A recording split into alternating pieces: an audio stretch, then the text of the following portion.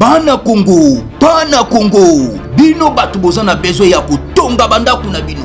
BM échafaudage, ezopesa bino, planche, shell, sécurité, marzimal et lenda. L'air mutamati, mutakokweya te. Yabiso, eza na ba norme européenne. Yabiso eza ya ba chinois te, ya ba indien te, ya ba libanais te. Un bus sera mis à votre disposition. BM échafaudage, plus de 3500 mètres disponibles. Contact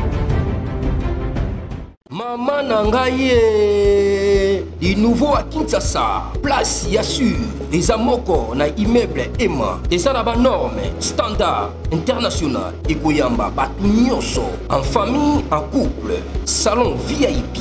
Et salle à manger, salle de bain confort et magistral et des chambres à coucher, cuisine Kafou, sécurité, ils a assuré. Connexion internet illimitée, Facebook, TikTok, WhatsApp. Et à Ophélie, groupe électrogène 24h/24h. Courant et Kendakate. La immeuble Emma. Notre adresse dans la commune de Kalamou, quartier Yolosi, avenue Balinga, numéro 9. Soyez les bienvenus. Immeuble Emma.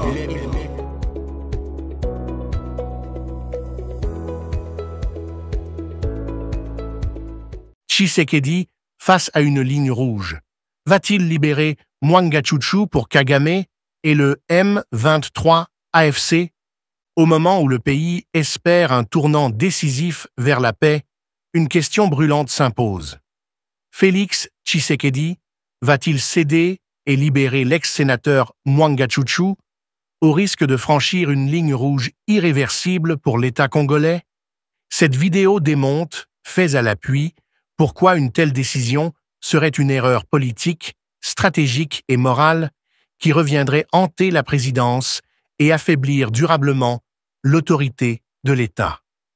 Le cœur du débat est simple à formuler, mais complexe à trancher.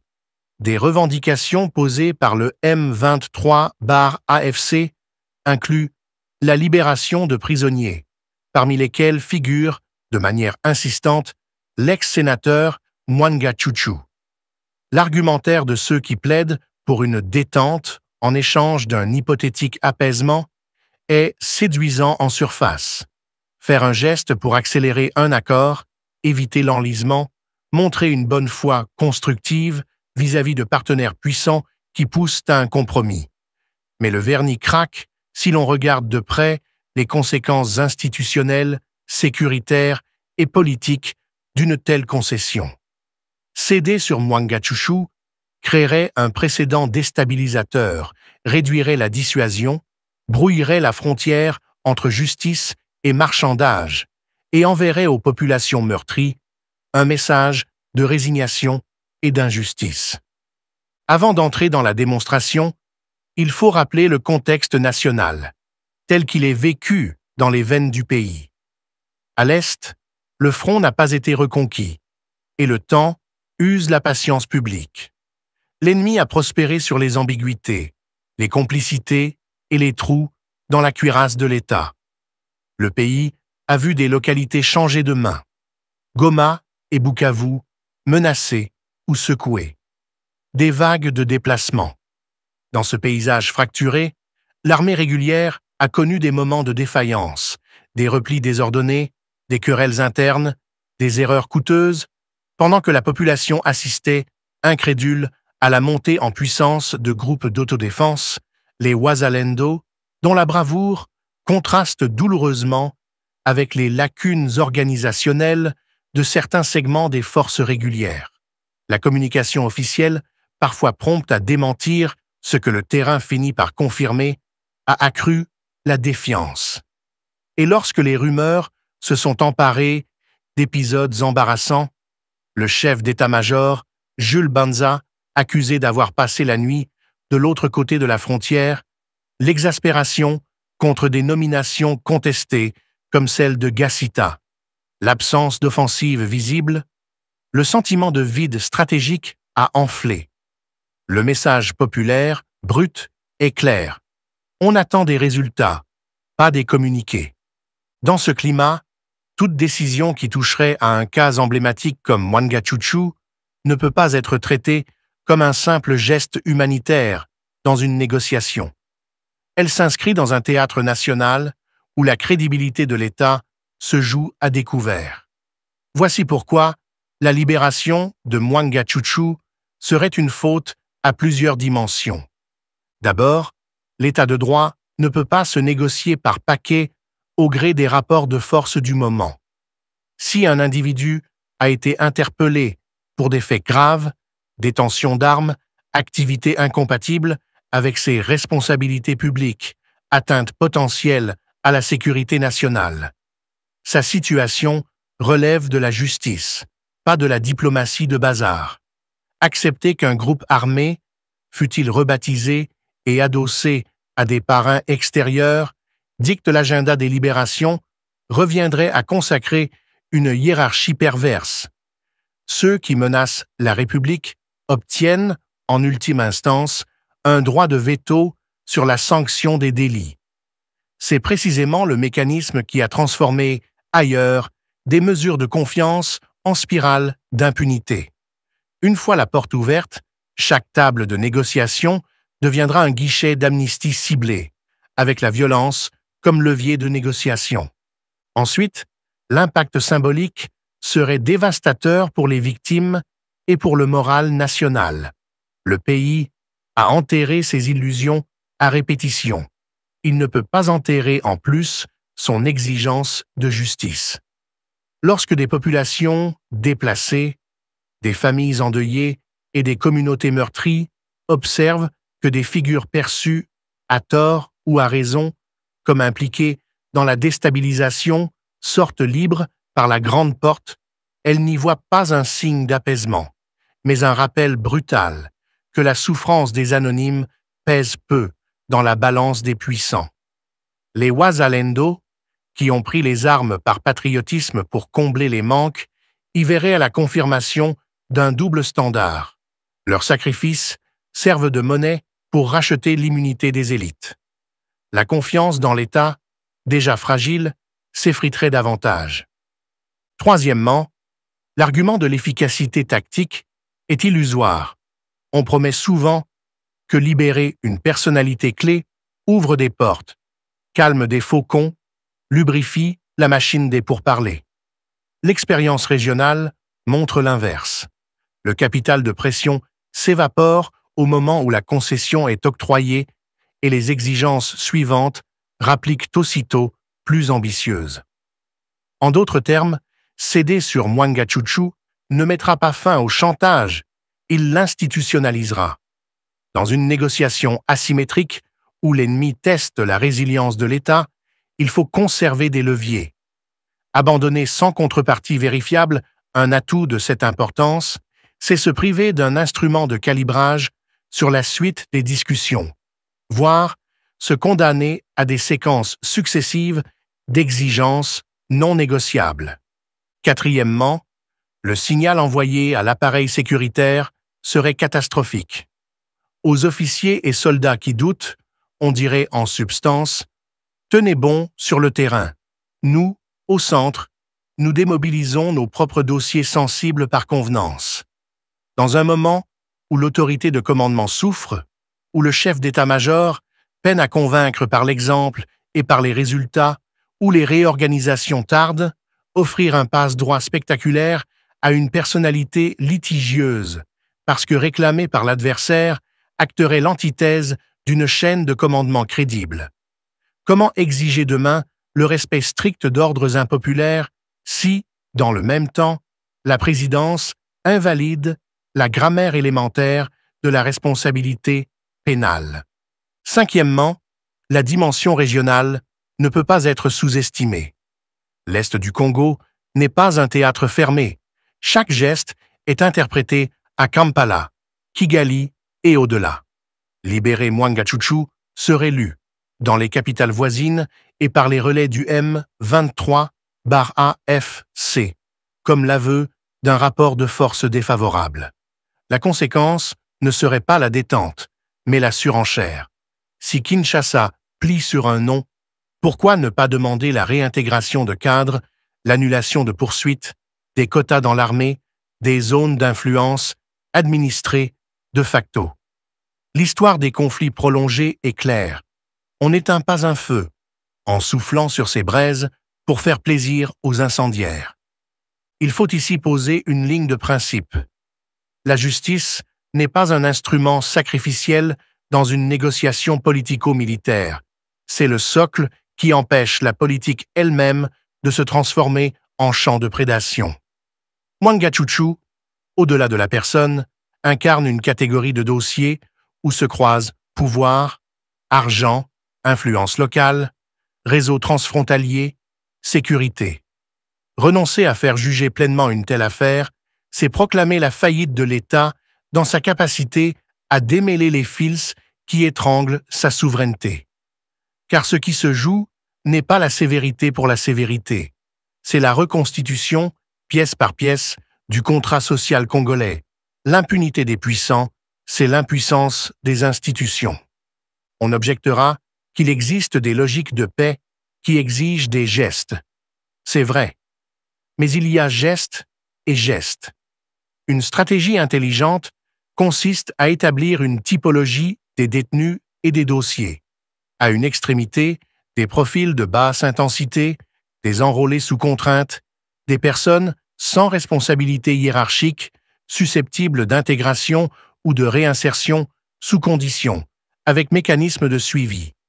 À l'autre, des acteurs à haute valeur stratégique, porteurs de ressources, d'influence et de capacités de nuisance qui doivent rester dans le circuit judiciaire jusqu'à décision définitive et exécution des peines, assorties d'inéligibilité et d'interdictions appropriées. Entre les deux, des cas hybrides ou des mesures alternatives peuvent être envisagées, mais jamais en répondant à des listes imposées par les armes. Mwanga Chuchu appartient, par son profil, à la catégorie qui ne peut pas être bradée. Pour sécuriser ce discernement, la présidence peut d'ailleurs proposer une architecture de crédibilité tournée vers l'opinion et vers les partenaires, un comité d'examen indépendant composé de magistrats congolais, d'avocats, de représentants de la société civile, d'experts en DDR, chargés de classer les dossiers selon des critères publics. Un calendrier de décision étalé sur des tranches, avec des évaluations trimestrielles, des libérations conditionnelles pour les profils mineurs, conditionnés à la remise d'armes, au renoncement écrit, au parrainage communautaire, à la restitution de biens, la publication transparente des motifs et des conditions, des mécanismes de révocation de la liberté en cas de manquement. Cette méthode conjugue humanité et fermeté, sans sacrifier les lignes rouges. Mwanga Chuchu, dans ce schéma, reste du ressort de la justice jusqu'à la fin du processus, point final. Il faut aussi intégrer la dimension psychopolitique. L'opinion attend un signal d'intransigeance ciblé contre ce qui a miné le pays.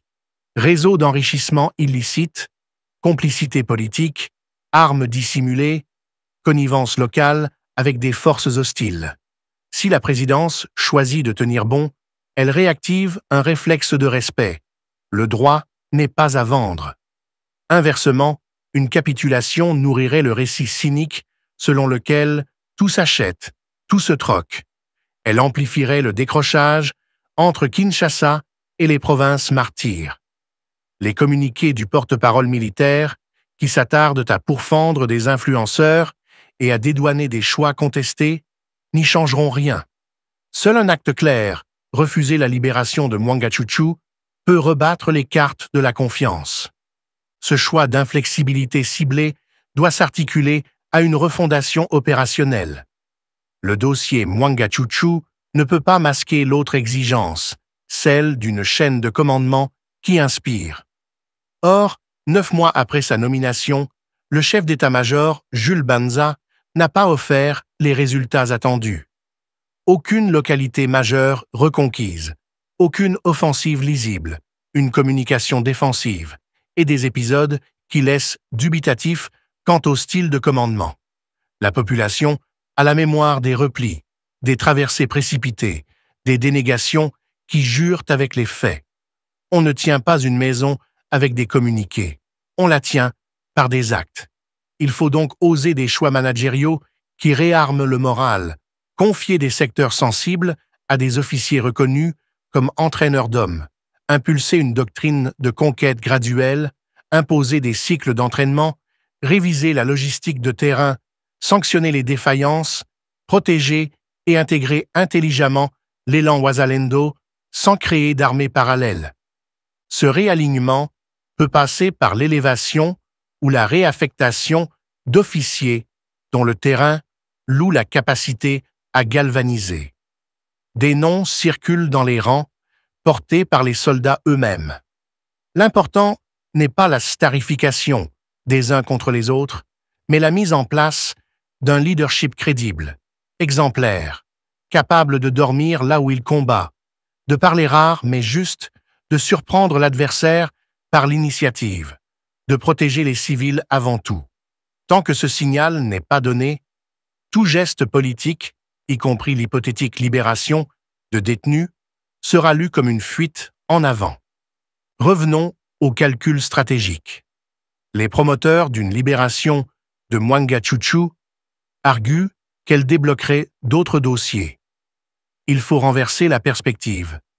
C'est au contraire la fermeté sur ce dossier qui peut servir de point d'appui pour exiger, en miroir, des preuves tangibles de bonne foi de la part de l'autre camp. Par exemple, la levée de certaines positions offensives, l'ouverture de couloirs humanitaires contrôlés par des organismes impartiaux, la remise documentée d'armes lourdes, des garanties vérifiables sur l'arrêt des recrutements transfrontaliers. Dans toute négociation, on n'offre pas un diamant contre une poignée de promesses verbales, on échange des pierres d'égale valeur après expertise. Mwangachuchu est une pierre trop précieuse dans l'équilibre des forces pour être cédée sans contrepoids massif et mesurable, lequel, à l'évidence, n'est pas à l'ordre du jour. L'argument international mérite également d'être clarifié. On évoque des pressions amicales, des injonctions de partenaires qui préfèrent la stabilité immédiate aux cohérences de long terme. Le Congo n'a pas vocation à s'isoler, mais il ne peut pas se laisser dicter ses lignes rouges par des agendas extérieurs. Les mêmes qui demandent aujourd'hui un geste spectaculaire applaudiront demain la résilience institutionnelle, si Kinshasa tient sa position et prouve qu'elle produit des effets. Assainissement de la chaîne de commandement, regain d'initiative sur le terrain, baisse des violations, reconstruction de la confiance civique. Les partenaires sérieux respectent les États qui se respectent eux-mêmes. On peut, parallèlement, bonifier la posture de fermeté en offrant un cadre politique d'inclusion mesurée, dialogues provinciaux pour écouter les griefs socio-économiques, accélération de la justice transitionnelle sur les violations les plus anciennes, relance d'investissements visibles dans les territoires meurtris, mécanisme de participation des communautés aux priorités de sécurité. Mais toutes ces ouvertures perdent leur sens si le cœur du droit se dilue. La paix n'est pas l'absence de bruit des armes, c'est la présence de règles claires et partagées, appliquées sans exception à ceux qui, précisément, ont les moyens d'y échapper. Il faut dire un mot des risques personnels pour le chef de l'État. Libérer Mwangachuchu placerait Tshisekedi face à une hypothèque politique qui le suivrait jusqu'à la fin de son mandat et au-delà. À la moindre résurgence d'un réseau, au moindre sabotage, à la moindre munition retrouvée, l'opinion relierait immédiatement les points. On l'avait averti.